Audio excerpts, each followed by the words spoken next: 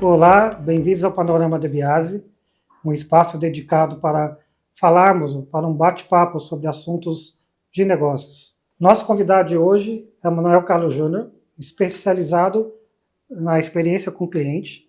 Ele vai trazer para a gente toda a sua história, a sua experiência nas relações entre pessoas jurídicas, pessoas físicas, entre empresas e clientes, para ajudar, além de conquistar o cliente, fidelizá-lo, que é também o mais importante, talvez, da relação.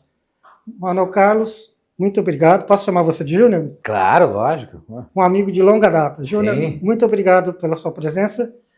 E começando o nosso bate-papo, né, a gente vive num mundo hoje extremamente tecnológico, em que as relações humanas muitas vezes estão mais distantes fisicamente, às vezes mais perto digitalmente. Temos visto aí as empresas lançando mão de tecnologia para atendimento a cliente, robotização, atendimento robotizado, né?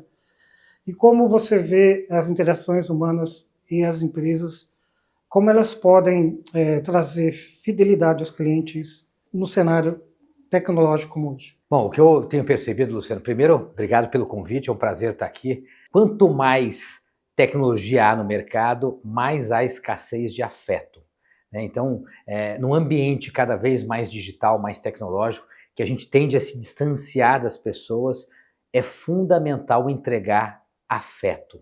Afeto é entre aspas, uma mercadoria cada vez mais escassa. E onde há escassez tem valor. Então, mais do que nunca, eu acho que o desafio é como escalar, como criar escala, né? Como você atender milhares ou milhões de pessoas simultaneamente, entregando mais afeto, entregando mais atenção. E isso faz toda a diferença. Então, eu acho que o grande desafio hoje é você usar as ferramentas de tecnologia, mas no final do dia, né, o que conta muitas vezes para o colaborador ou para o cliente é como ele é tratado. Se você tem uma atenção verdadeira a ele, como que você entrega afeto para um cliente? Entregar afeto para um cliente não significa necessariamente sair distribuindo abraços e beijos para todo mundo, mas é você prestar atenção no que ele te diz, né? Você não fazer a mesma pergunta duas vezes, você usar uma informação que você coletou dele para transformar isso em valor, um atendimento cada vez mais preciso, mais humano, que você resolva os problemas dele. Isso é fundamental, né, Júnior? Se a gente pensar hoje que muitos dos produtos materiais estão virando commodities, né? Então, você fala de celular, automóveis, né? Estão virando commodities. Então, você vê que uma forma de diferenciar o seu produto seria trazer uma experiência melhor para o seu cliente, ou seja, ele se sentir privilegiado muito mais pela experiência desse tratamento do que ter propriamente o produto em si? Sem dúvida, e as pesquisas já demonstram isso. Hoje, 77% das pessoas optam não pelo melhor produto, mas pela melhor experiência. Não adianta nada você ter um produto bom, mas a experiência para adquirir ele ou para usar ele seja ruim, né? Até porque antes de você chegar ao produto, ou antes de você usar o produto, você teve que passar por várias etapas para adquirir esse produto. E se as etapas são ruins, você não chega nele. Hoje, qualidade, né? Nos anos 90, eu lembro que a obsessão era por padronizar os processos de qualidade, né?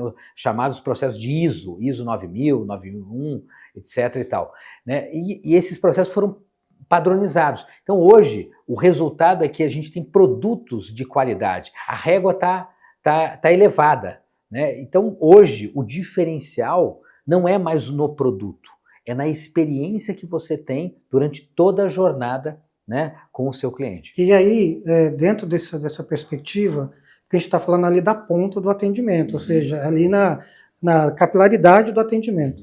Mas como a empresa pode trazer essa preocupação ou essas políticas para a alta administração, para a estratégia do negócio?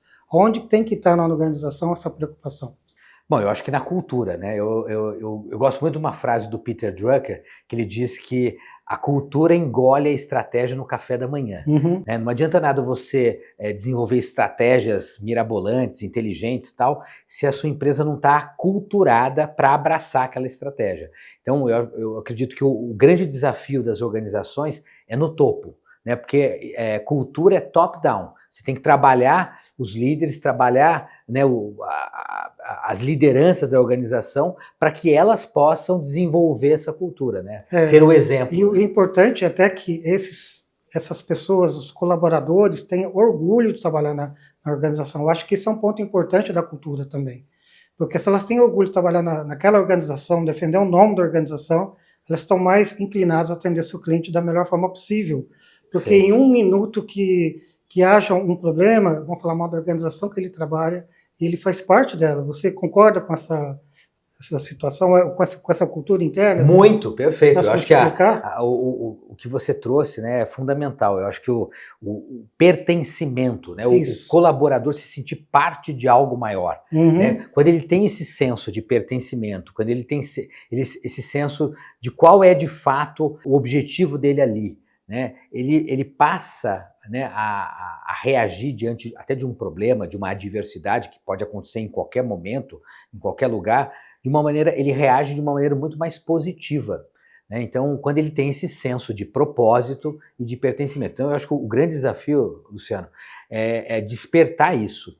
Né? E para despertar isso tem que vir da liderança. Sim. Né? E é importante, né, que hoje o mundo tecnológico, né, digital que a gente tem, as informações correm muito rapidamente, né? Um pingo no oceano aqui reverbera no mundo inteiro.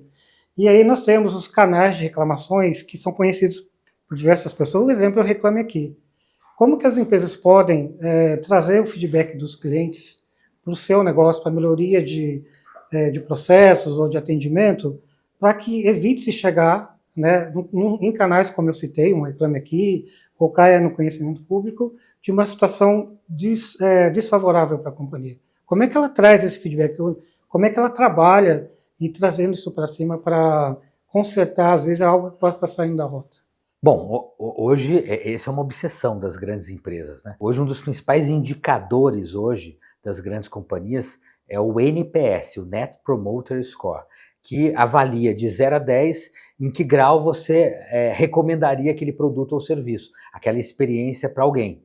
Né? E a partir do momento que você tem essa graduação e você identifica que aquele cliente é um cliente potencialmente detrator do seu negócio, você começa a identificar de onde estão vindo aqueles problemas e vai atacar diretamente a origem daqueles problemas lá. Hoje, né, esse retorno, essa medição do NPS, do humor do cliente em relação, é feito de maneira em tempo real. Em alguns negócios, a correção é feita quase que de maneira imediata.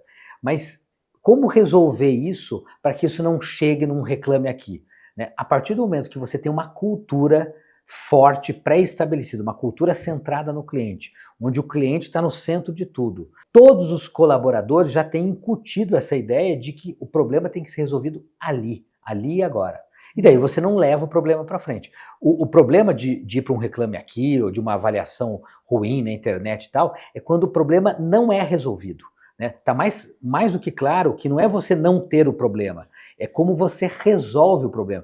É a sua postura, a postura da empresa diante do problema, né, diante do conflito.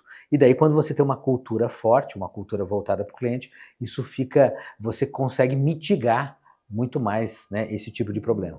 E para finalizar, Júnior, o que você aconselha às empresas hoje em dia, principalmente as empresas, talvez nem de grande porte, mas empresas de médio porte, que queira melhorar seu atendimento ao cliente ou criar uma cultura de relacionamento para fidelização?